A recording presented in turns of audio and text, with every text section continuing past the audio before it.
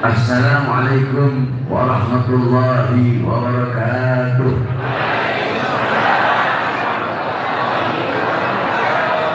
Alhamdulillahil qawiyyi sultanuh, al-wadihil burhanuh, al-maqsud fil wujud karamuhu wa ihsanuh. Allahumma salli wa sallim wa barik wa karim wa azim ala nuril anwar wa sirril asrar wa tiryakil akhyar ومفتاح باب اليسر سيدنا ومولانا محمد المختار وآله الأطهار وأصحابه الأخيار عدد نعم الله وإفضاله أما بعد. Yang saya cintai, yang saya muliakan para alim ulama, para masyayikh, para habaib, para kiai, para asatidz, para tokoh masyarakat, para tokoh adat, dan aparat pemerintah. Wabil khusus yang saya cintai, yang saya muliakan, segenap pengurus Masjid Raya Bukit Tinggi, ketua takmirnya beserta seluruh jajarannya. Yang saya cintai, yang saya muliakan, segenap panitia. Wabil khusus salam hormat, salam cinta saya kepada seluruh hadirin hadirat, bapak-bapak, ibu-ibu, khususnya para pemuda-pemudi umat baginda Nabi besar Muhammad yang selalu dimuliakan oleh Allah Subhanahu wa taala. Alhamdulillah, segala puji dan syukur kepada Allah Subhanahu wa taala. Dialah Allah Subhanahu wa taala yang maha besar. Yang besar selain Allah kecil. Dialah Allah yang maha kaya. Yang kaya selain Allah miskin. Dialah Allah yang maha perkasa, yang maha kuat. Yang perkasa selain Allah, yang kuat selain Allah lemah. Dialah Allah, raja di atas para raja. Yang raja selain Allah adalah hamba sahaya. Dialah Allah subhanahu wa ta'ala yang maha berkuasa. Yang berkuasa selain Allah kadang berkuasa dan kadang tidak berkuasa. Dialah Allah subhanahu wa ta'ala yang dimana kedekatan hamba dengannya tidak akan membuat hamba itu setara dengannya. Jauhnya hamba darinya tidak akan menjadikan dinding penghalang yang membatasi antara dirinya dengan hambanya. Dialah Allah yang maha melihat, yang melihat selain Allah buta terhadap warna-warna yang tersembunyi. Dialah Allah yang maha mendengar, yang mendengar selain Allah tuli terhadap suara-suara yang jauh dan suara-suara yang dekat akan menulikannya. Dialah Allah yang maha berilmu, yang berilmu selain Allah adalah pencari ilmu. Dialah Allah yang maha tahu, yang tahu selain Allah adalah pencari pengetahuan. Dialah Allah yang dimana seluruh alam semesta diliputi dengan kemuliaan, keagungan, keluhuran dan kebesarannya. Dialah Allah yang maha hidup, yang hidup selain Allah pasti akan mati, yang ada selain Allah pasti akan tiada, yang wujud selain Allah pasti akan binasa. Sedangkan hidupnya Allah, adanya Allah, wujudnya Allah kekal abadi, tidak akan pernah musnah dan tidak akan pernah binasa. Dialah Allah subhanahu wa ta'ala yang dimana Allah menggerakkan hati kalian sehingga hati kalian menggerakkan langkah kaki kalian dari rumah untuk duduk di majelis yang dimana ini tempat menjadi tempat turunnya rahmat, tempat turunnya kasih sayang, tempat turunnya maghfirah, tempat turunnya pengampunan. Kenapa? Karena duduknya kita di sini untuk berzikir, bersalawat dan untuk menuntut ilmunya Allah subhanahu wa ta'ala. Saudara-saudara, saya mulai ceramah saya tadi dengan memuji Allah. Sebab tidak ada suatu perkara apapun, hal apapun, di dalam perkara apapun, tidak ada sesuatu yang lebih mulia untuk diawali selain daripada memuji Allah subhanahu wa ta'ala. Maka saya memuji Allah subhanahu wa ta'ala dengan segala pujian, karena Allah lah tempat segala dari segala macam pujian. Saudara-saudara, Allah yang menggerakkan kalian untuk duduk di majelis ini. Berapa banyak hamba-hamba di luar sana yang pada saat ini mereka sibuk dengan urusan dunia, sibuk dengan urusan pekerjaannya, sibuk dengan urusan dagangnya, sibuk dengan urusan harta, pangkat, jabatan, sibuk dengan urusan perutnya, sibuk bermaksiat, sibuk berbuat dosa. Tetapi di saat mereka sibuk berbuat dosa, sibuk bermaksiat, lupa dan lalai kepada Allah, di saat hamba-hamba yang lain lalai, lupa, Allah memilih kalian sebagai hamba-hamba yang ingat kepada Allah. Di saat banyak orang-orang di luar sana berbuat dosa, berbuat maksiat, meninggalkan kewajiban, Allah memilih kalian sebagai hamba-hamba yang menggugurkan kewajiban, yaitu menuntut ilmu dan berbuat taat dan patuh kepada Allah Subhanahu wa ta'ala. Maka bersyukurlah kalian kepada Allah, karena Allah masih memilih kalian sebagai hamba-hamba yang diperhatikan, dicintai. Kalau Allah nggak perhatian, kalau Allah nggak cinta, nggak mungkin Allah gerakkan hati kalian untuk duduk di majelis yang penuh dengan keberkahan ini. Saudara-saudara, majelis-majelis seperti ini, perkumpulan-perkumpulan seperti ini, inilah perkumpulan Nabi Muhammad. Ini peninggalan Nabi Muhammad. Kalau bapak-bapak, ibu-ibu kalian tahu seperti apa dulu Nabi Muhammad berkumpul bersama para sahabat, maka lihatlah, bercerminlah, berkacalah, pandanglah perkumpulan kita pada siang hari ini. Seperti inilah dulu perkumpulan Nabi Muhammad. Saudara-saudara, ini peninggalan Nabi, ini warisan Nabi. Nabi Muhammad tidak mewariskan harta, tidak mewariskan emas permata, tidak mewariskan perhiasan, pangkat, jabatan, uang. Bukan itu warisannya Nabi. Warisannya Nabi ilmu, amal, akhlak, warok, khauf, ikhlas, sabar, takwa, zuhud, ibadah, qanaah, khasyah, majelis-majelis ilmu, majelis-majelis zikir. Ini warisan Nabi Muhammad. Kalian duduk di sini untuk mendapatkan warisan Nabi. Kalian duduk di sini untuk mendapatkan bagian daripada warisan Nabi Muhammad. Saudara-saudara, adakah warisan yang lebih mahal selain daripada warisan Nabi Muhammad? Adakah warisan yang lebih berharga, yang lebih bernilai selain daripada warisan Nabi Muhammad? Warisan orang tuamu, warisan kakek nenekmu, berupa harta, berupa tanah, berupa uang, warisan-warisan dunia, itu bisa menyulitkanmu dunia dan akhirat. Tetapi warisan Nabi Muhammad bisa menyelamatkanmu dunia akhirat. Warisan-warisan dunia, engkau yang menjaganya. Tetapi warisan Nabi Muhammad yang merupakan ilmu, ilmu yang menjagamu.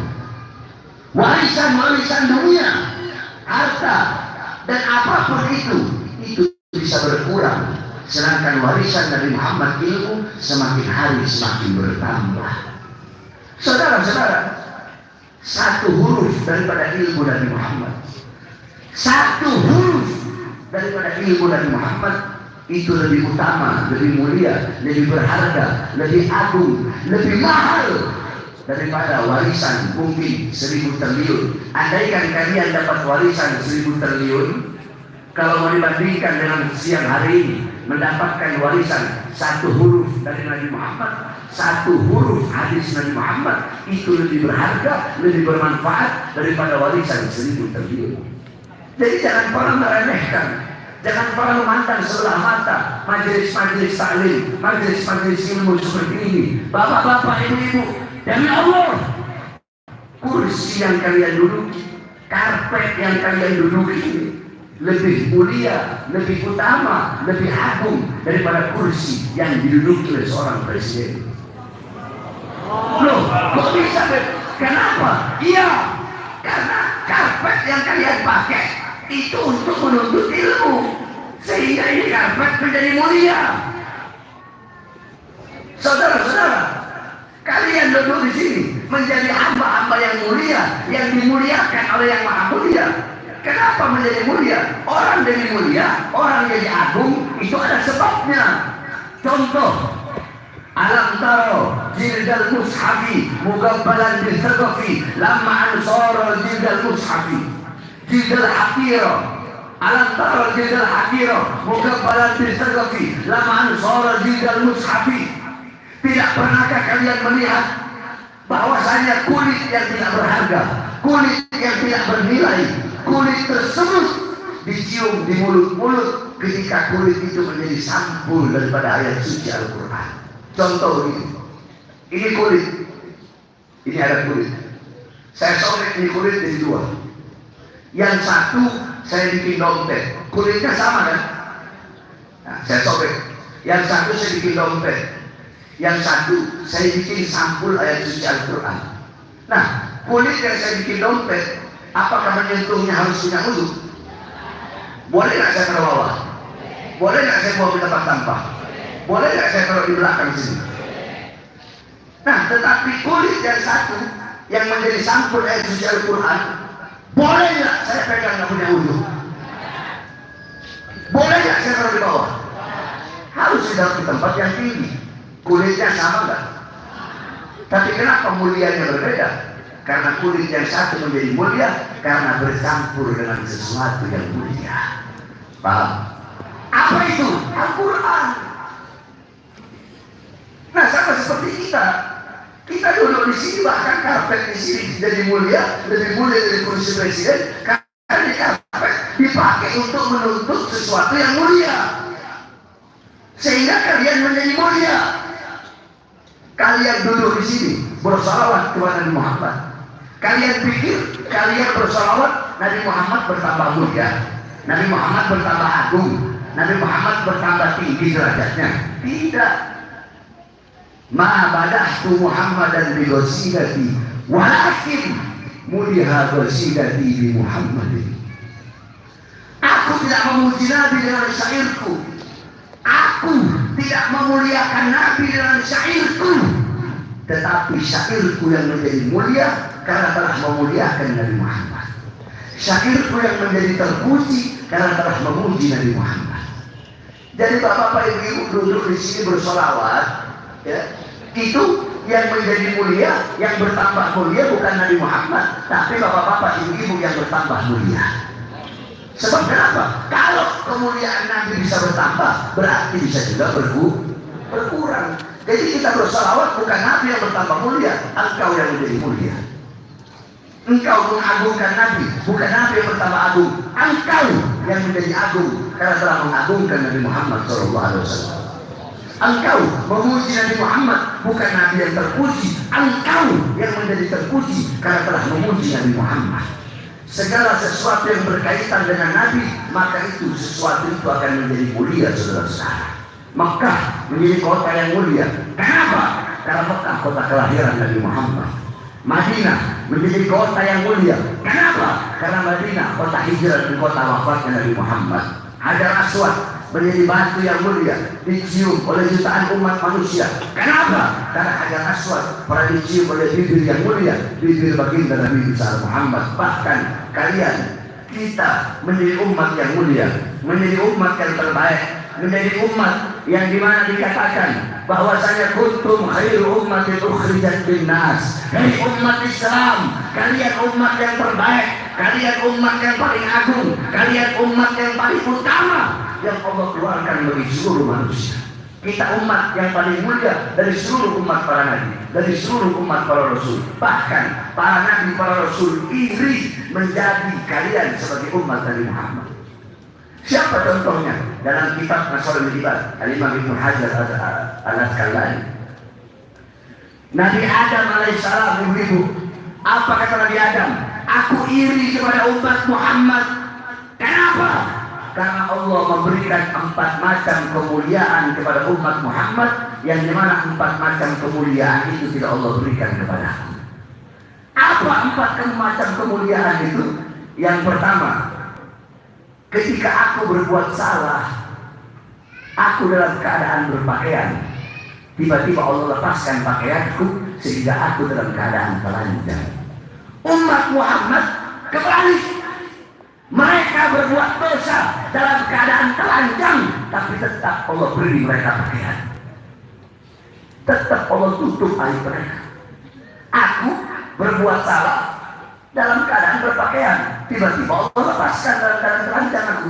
Umat Muhammad kebalik, berbuat dosa dalam keadaan telanjang, tapi tetap Allah beri mereka pakaian. Yang kedua, kata Nabi Adam, Allah terima taubatku ketika aku berada di kota Mekah saja.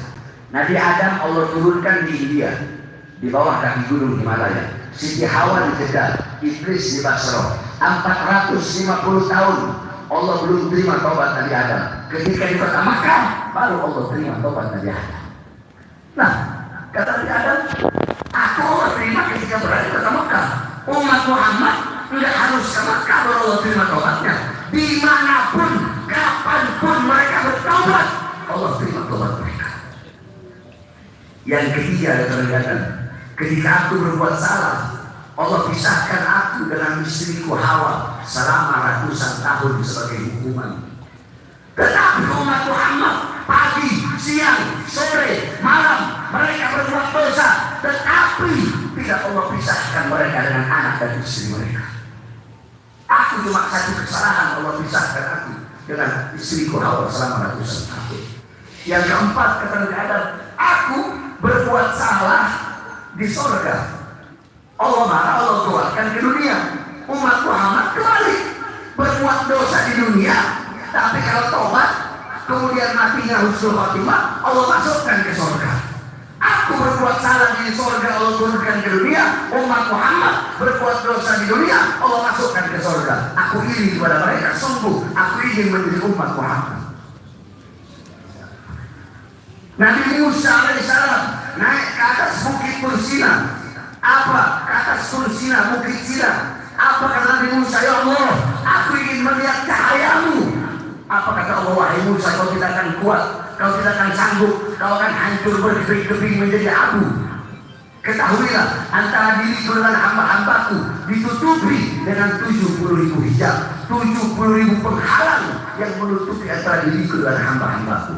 Imam Ghazali menjelaskan, penghalang Allah ciptakan dari cahaya, dari air, dan dari kegelapan. Di dalam penghalang Allah itu ada suara gemuruh air, yang dimana andaikan Allah perdengarkan kepada kita, kita bisa mendengar suara aliran air yang ada dalam penghalangnya Allah. Saking ketakutan, hati kita akan copot keluar dari mana.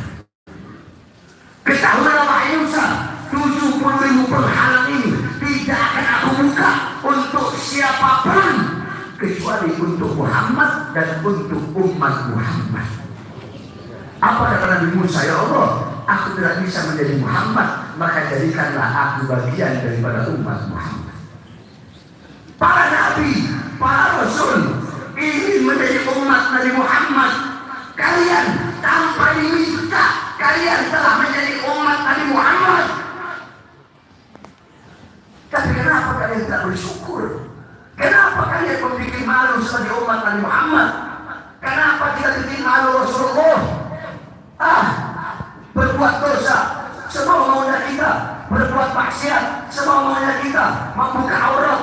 Saudara-saudara, di Indonesia yang paling banyak pelacur, yang paling banyak korupsi, yang paling banyak jadi koruptor, yang paling banyak jadi maling, yang paling banyak jadi bejat, yang paling banyak jadi bangsat, yang paling banyak mengikuti budaya orang kafir, bukan orang Kristen, bukan orang Buddha, bukan orang Hindu, tetapi abna'ul muslimin, putra-putri Islam, anak-anak Islam kita yang paling banyak berbuat dosa di luar sana. Mereka umat Nabi Muhammad. Apakah kita tidak malu sebagai umat Nabi Muhammad? Kau tidak malu dengan perjuangan Rasulullah? Kau tidak malu dengan pengorbanan Rasulullah yang begitu luar biasa? Rasulullah berkorban untuk kalian pagi, siang, sore, malam, berdakwah, kehujanan, kepanasan.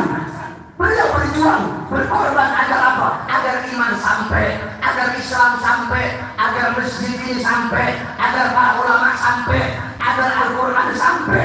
Itu berkat perjuangan Rasul. Beliau berdarah pagi, siang, sore, malam, keringetan, kepanasan, kehujanan, berdakwah.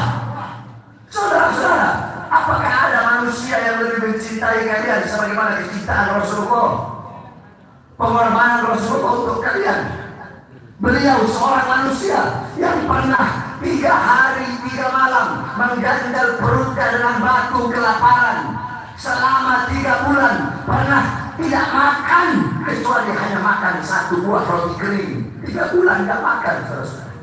Demi apa? Demi Islam makan sampai kepada kalian. Beliau seorang manusia yang ketika pergi ke kota Taif, beliau orang dakwah sekarang enak disambut di mana-mana, dimuliakan di mana-mana.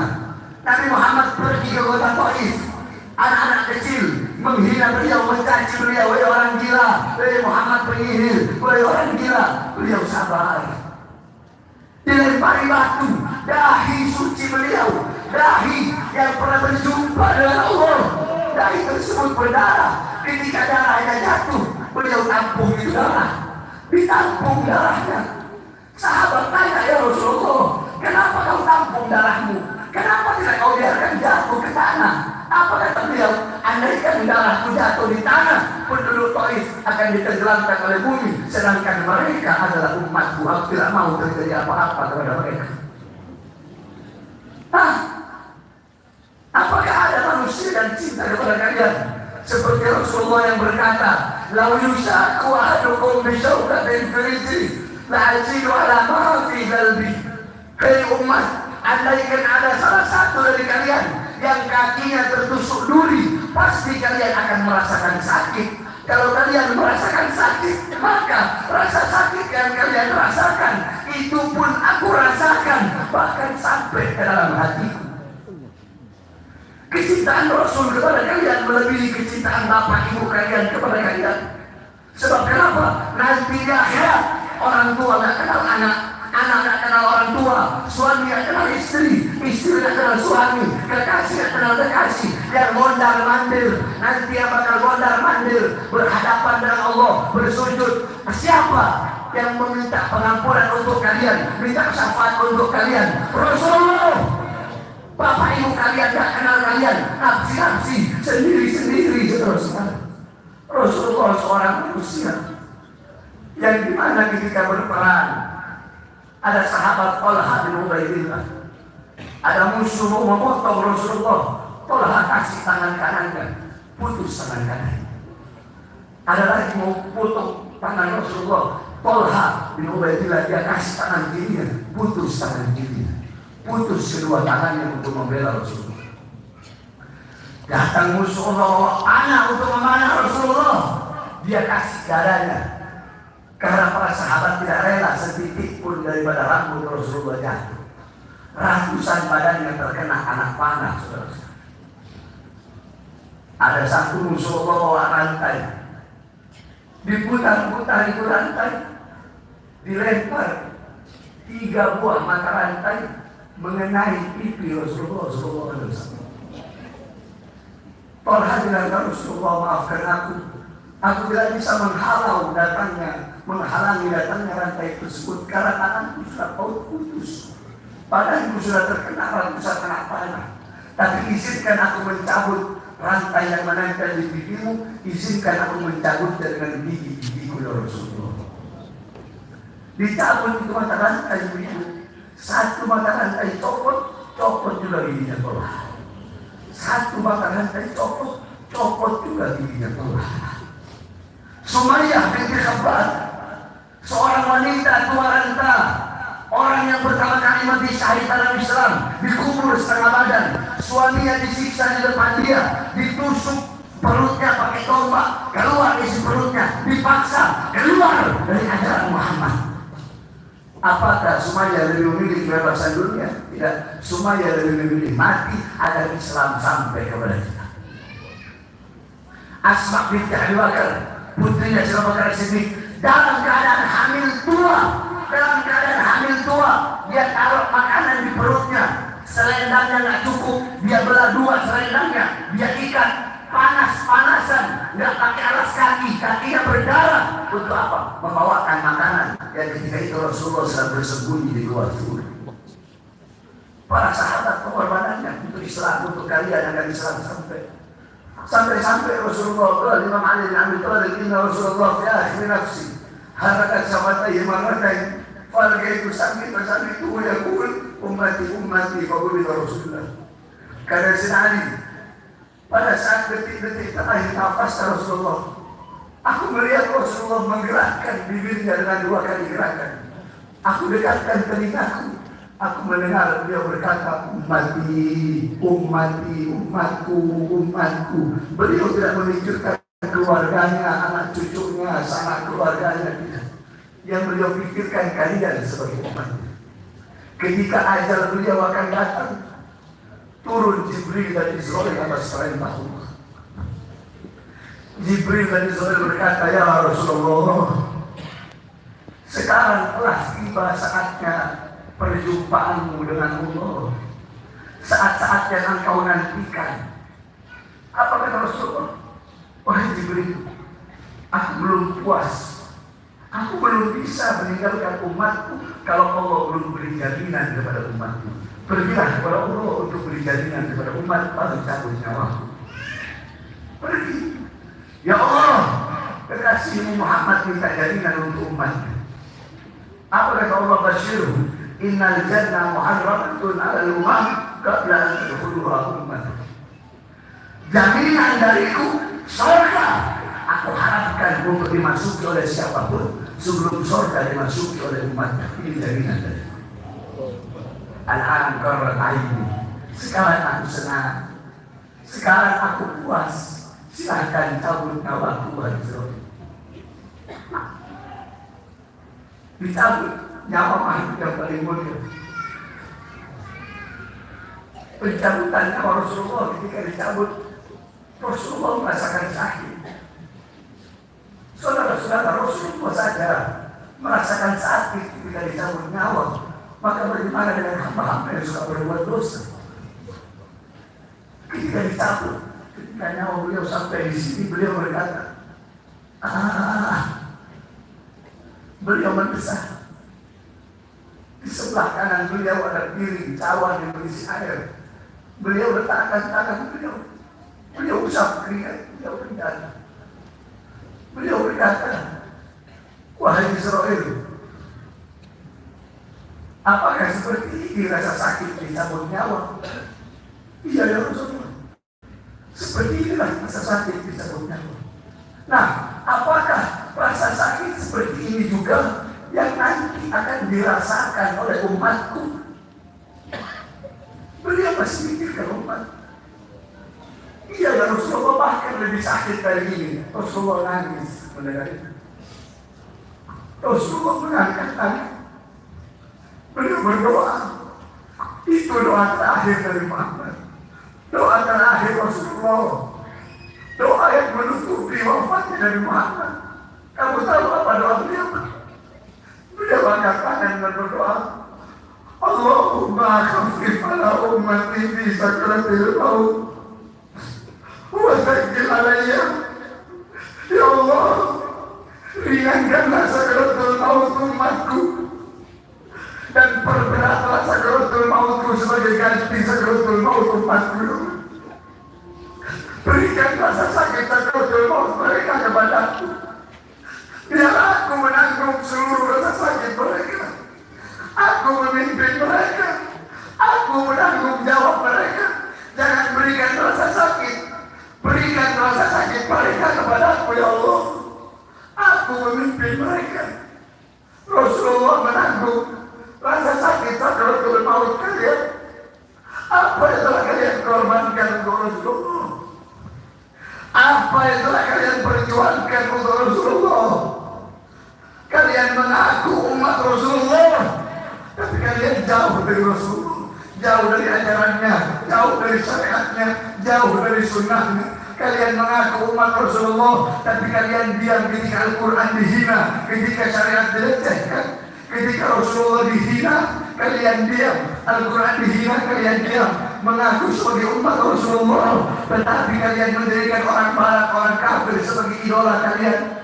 Rasulullah berjuang agar Islam sampai, agar iman sampai, tetapi setelah itu sampai berkat perjuangan Rasul, tetapi malah kalian sia-siakan. Rasulullah berjuang berkorban agar Al-Quran sampai, tapi Al-Quran berdebu di rumah kalian dan lebih banyak kalian pegang handphone. Rasulullah berkorban agar masjid sampai, tetapi kaki kalian nggak sampai, padahal masjid dekat rumah kalian, tetapi tempat yang jauh kalian bisa sampai. Apa yang kalian korbankan untuk Rasulullah?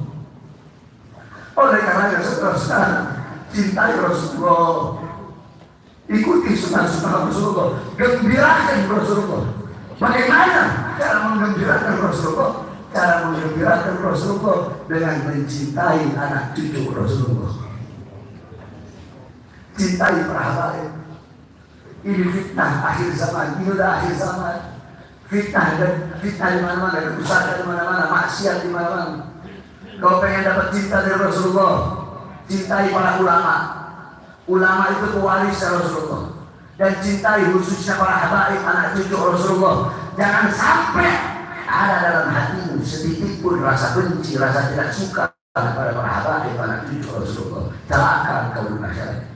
Ini fitnah akhir zaman di mana-mana. Syariat Islam dianggap asing. Maksiat, narkoba, pelacuran, zina, orang buka aurat di mana-mana, saudara-saudara. Kau pengen selamat, satu caranya. Rasulullah memberikan cara. Apa kata Rasulullah? Ahli baitika safinatin man raqiba najah. Keluargaku, anak cucuku bagaikan perahu Nabi Nuh, yang naik selamat, yang tak naik tak selamat. Dulu di zaman Nabi Nuh, ketika ada banjir bandang, itu yang selamat yang naik di perahunya, yang tak naik tak selamat. Bahkan anaknya sendiri. Anaknya sendiri yang naik tak selamat. Nah, banjir bandang di zaman sekarang itu diumpamakan fitnah, kerusakan, kemaksiatan, kezaliman. Pengen selamat, maka ikuti perahu Nabi Nuh. Siapa tadi kata Rasulullah perahu Nabi Nuh? Ahli baiti kasafinatin Nuh, keluargaku, anak cucuku bagaikan perahu Nabi Nuh. Cintai beliau para habaib. Hum itrati, khuliqu min tinati, fawailu lil mukadzibina bi fadlihim. Man ahabahum ahabahullah, man abghadahum abghadahullah. Mereka keluargaku, mereka anak cucuku, mereka diciptakan dari tanahku. Barang siapa yang mencintai mereka, Allah cinta kepadanya. Barang siapa yang membenci mereka, Allah benci kepadanya. Kau benci habaib? Kata Rasulullah, man abghadana ahlal bait hasyarallahu yaumal qiyamah yahudiyan. Bila insama wa shalla qala insama wa shalla. Kata Rasulullah, barang siapa yang membenci anak cucuku, membenci para habaib, nanti di akhirat Allah kumpulkan bersama orang-orang Yahudi. Ada yang nanya, walaupun dia sholat, walaupun dia puasa, dijawab sama Rasul, walaupun dia sholat, kamu mau sholat ribuan rakaat, ahli ibadah, sujud sampai dari kamu hancur, mau puasa sampai badan kamu kurus tinggal tulang, ilmu, kiai, ustaz, masyayikh, ilmunya setinggi langit, tapi kalau benci kepada habaib, benci kepada anak cucu Rasulullah, tidak bakal selamat di akhirat. Dan di akhirat Allah kumpulkan menjadi orang Yahudi. Yang ngomong bukan saya, yang ngomong Rasulullah SAW. Apa yang cintai para habaib? Saudara-saudara, apa sih yang kami inginkan? Kami berjuang, kami berdakwah. Saya ceramah di Indonesia sampai luar negeri kemana-mana. Saya ceramah berdakwah untuk apa? Untuk meneruskan perjuangan kakek-kakek saya. Rasulullah menegakkan agamanya, syariatnya, menyampaikan risalahnya, menyampaikan kebenaran, menegakkan keadilan. Saudara-saudara, kami yang gila pangkat, kami yang gila jabatan, sampai dikatakan oleh Al-Habib Husain bin Syawal Al-Misalim, andaikan pangkat jabatan kekuasaan pemerintah bisa dipegang oleh seekor binatang, dan Allah, kami tidak rela binatang peliharaan kami memegang pangkat dan jabatan pemerintahan tersebut. Tapi kenapa saya sampai pernah ceramah satu malam 13 tempat? Jadi kalau ada ustaz, kiai, habib, dai yang ceramah satu malam bukan dari pagi. Waktu saya pulang ceramah dari Riau sampai Bandara Jakarta maghrib, langsung ceramah sampai subuh. Satu tempat saya ceramah cuma 15 menit. Kali keliling kemana-mana. Kenapa? Untuk menyampaikan kebenaran, menegakkan keadilan. Kan sudah biasa diancam, dibunuh. Saudara-saudara, perjuangan kakek-kakek kami. Al-Imam Ali bin Abi Thalib radhiyallahu anhu. Kami punya kakek, kami punya datuk. Imam Ali dibunuh ketika dia sholat, ditusuk dari belakang. Saudara-saudara, wafat. Kenapa beliau wafat? Kenapa beliau meninggal? Satu jawabannya, karena beliau berada di barisan paling depan. Untuk apa?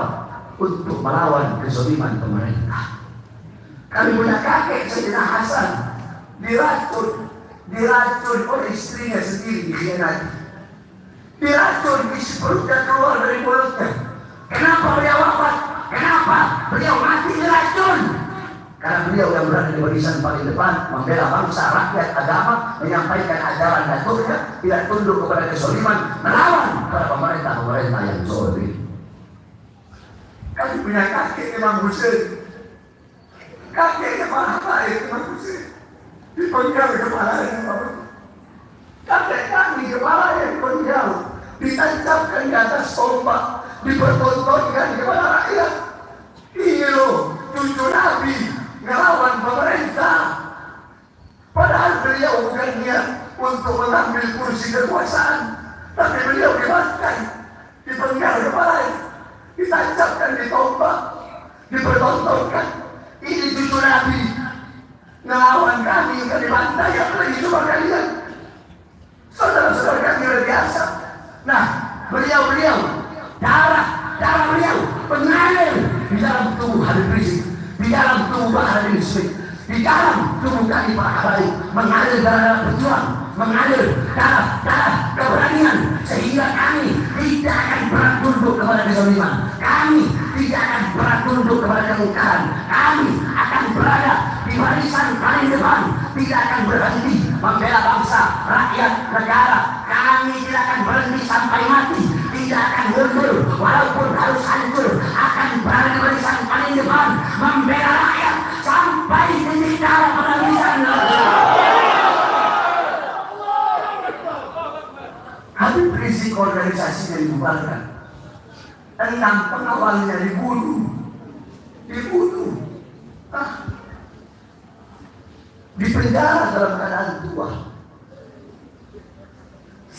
2009 masuk penjara, 2011 masuk penjara, 2012 masuk penjara, 2018 masuk penjara, 2020 masuk penjara.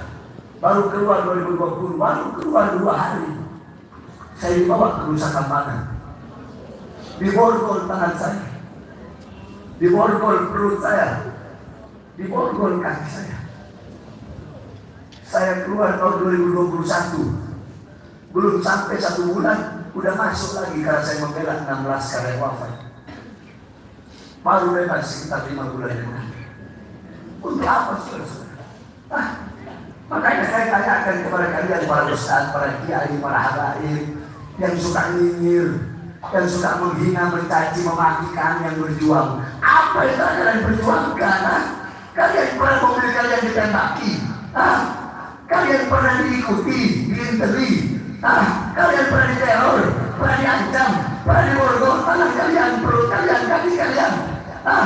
Pernah dipenjara kalian? Pernah diracun kalian? Demi membela bangsa, demi menyampaikan kebenaran.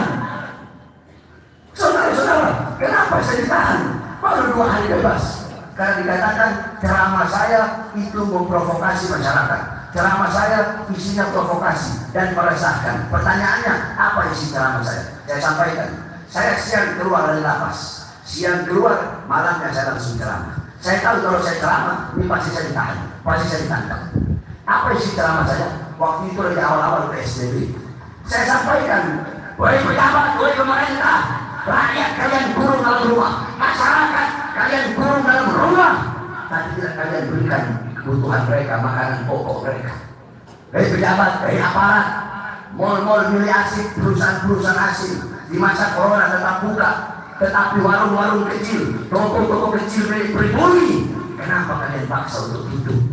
Hei pejabat, hei aparat, hei pemerintah, berapa banyak pengangguran di Indonesia, anak-anak muda tak punya kerjaan, tetapi tenaga kerja terus kalian kirim dari Cina. Akhirnya kemarin perang antara tenaga kerja asing dengan tenaga kerja pribumi, berapa banyak yang mati tenaga kerja Indonesia, saudara-saudara, dibantai bunuh oleh tenaga kerja Cina.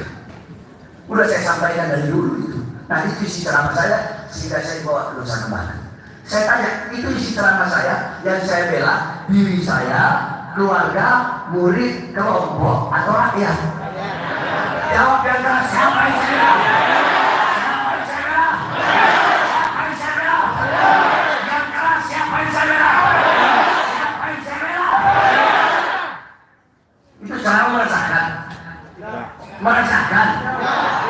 Itu ceramah meresahkan bagi para pengkhianat bangsa. Betul? Itu ceramah meresahkan bagi orang yang suka nyolong uang rakyat. Betul? Itu ceramah meresahkan bagi para pejabat-pejabat yang gak amanah. Betul? Yang saya bela rakyat, saya gak peduli apapun sukunya, apapun warna kulitnya, apapun agamanya, tidak pandang bulu. Yang saya bela rakyat yang susah, rakyat yang kelaparan, rakyat yang kecil, rakyat yang menderita, rakyat yang ditipu, sampai saya berkali-kali masuk penjara. Makanya saya bersumpah dan Allah untuk bangsa, untuk agama, untuk NKRI, untuk Garuda, untuk Merah Putih, jangankan hanya di penjara, nyawa saya, jiwa saya, darah saya murah harganya untuk tumpah demi bangsa dan rakyat Indonesia. Makanya saya wasiatkan bapak-bapak, ibu-ibu, ya, Minang melahirkan para ulama-ulama yang pemberani. Tanah Minangkabau melahirkan para ulama-ulama yang pemberani, yang menyampaikan yang hati itu hak Buya Hamka sampai dari penjara. Syekh Burhanuddin di dalam Pariaman sana, Syekh Yasin Al-Madani, dan masih banyak lagi. Nah, kalian masyarakat Minang harus punya semangat yang kuat, tekad yang bulat, khususnya para pemuda-pemudi Minang. Tanamkan dalam hati kalian rasa cinta kepada NKRI, cinta kepada bangsa, cinta kepada syariat, cinta kepada agama. Jangan pernah kalian tunduk kepada kezaliman, tunduk kepada kemungkaran. Jangan pernah sampaikan kebenaran. Jangan takut sekalipun kalian harus dipenjara, sekalipun lidah kalian harus dipotong karena menyampaikan kebenaran. Saudara-saudara, masyarakat Minang, para pemuda-pemudi Minang, sampaikan kepada musuh-musuh agama, sampaikan kepada ustaz-ustaz, kiai, habib ulama yang menjadi pelacur-pelacur agama, yang menjual ayat-ayat Allah demi kepentingan partainya, perutnya, politiknya, Sebab sekarang ada kiai kuning, habib kuning, kiai hijau, habib hijau, kiai merah, habib merah. Paham maksudnya? Kiai ada kiai PDI, habib PDI, kiai Golkar, habib Golkar, kiai Gerindra, habib Gerindra. Kalau dulu ada kiai Jokowi, habib Jokowi, ada kiai Prabowo, habib Prabowo. Mungkin besok ada kiai Anies, habib Anies, kiai Ganjar, habib Ganjar. Ustaz sama ustaz berantem, kiai sama kiai berantem, habib sama habib berantem. Kenapa? Gara-gara beda bendera, beda partai, beda politik, beda capres. Akhirnya umat mau dikemanain. Oleh karenanya sampaikan kepada mereka pengkhianat bangsa, pengkhianat agama. Kami masyarakat Minang, kami para pemuda-pemudi yang dalam tubuh kami mengalir darah Minang, kami bersumpah karena Allah, selama darah kami masih merah, tulang kami masih putih, merah putih, maka selama itu kami akan berada di barisan paling depan untuk melawan para pengkhianat bangsa. Tidak akan berhenti sampai mati, tidak akan mundur walaupun saya tanya masyarakat Minang semuanya siap bela Islam? Tuhan keras siap bela Islam? Siap bela Quran? Siap bela Rasulullah? Siap bela Indonesia? Siap hancur Indonesia? Siap hancur NKRI? Siap binasa di merah putih? Allah Akbar! Allah Akbar! Allah Akbar! Indonesia merdeka! Merdeka! Keras merdeka! Merdeka! Orang Minang kalau datang perasaan suaranya keras. Kenapa nih suaranya kecil? Saya lagi tanya, siap beragama? Siap hancur Islam? Siap hancur Indonesia? Siap hancur NKRI? Allah Akbar! Indonesia merdeka! Merdeka! Merdeka! NKRI harga mati! NKRI! Saya bilang NKRI jawab semua harga mati. NKRI!